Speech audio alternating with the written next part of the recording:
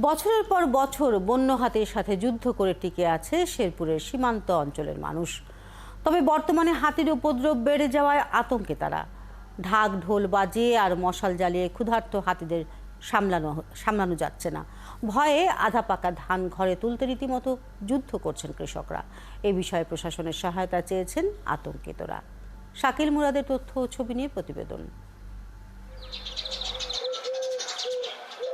বাংলাদেশের পূর্বাঞ্চলে নয়নাভিরাম প্রাকৃতিক সৌন্দর্যের জেলা শেরপুরের সীমান্তের ওপারে ভারতের পাহাড়ি রাজ্য মেঘালয়।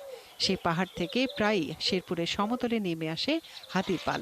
ক্ষেত থেকে ধান খেয়ে সাবার করে কৃষকের কষ্টের ফসল। শ্রীবর্দী, ঝিনাইগাতি ও নালিতাবাড়ী উপজেলার সীমান্ত জুড়ে চলছে পাহাড় থেকে নেমে আসা হাতির তাণ্ডব।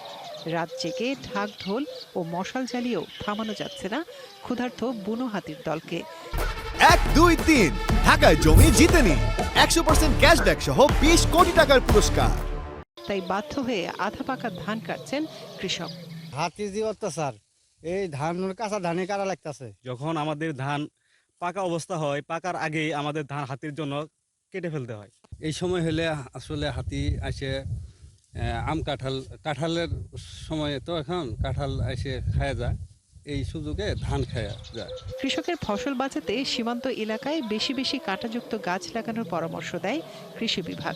অবশ্য হাতি আর মানুষের সংঘাত কমাতে কাজ চলছে বলে জানিয়েছে বন বিভাগ। আমরা কৃষকদেরকে উদ্বুদ্ধ করে যাচ্ছি যে এইসব সীমান্ত এলাকায় যেহেতু হাতির আক্রমণ হচ্ছে, সেহেতু সেসব এলাকায় ধান আবাদ না করে অন্যান্য কাঁটা জাতীয় যেসব ফসল, সেসব ফসল আবাদ করার জন্য আমরা বিভিন্ন প্রস্তাব, হাতির অভয়ারণ্যের প্রস্তাব এবং সোলার ফেন্সিং এর প্রস্তাব আমরা ইতিমধ্যেই প্রেরণ করেছি। মূলত খাবারের সন্ধানে পাহাড় থেকে লোকালে চলে আসে হাতি।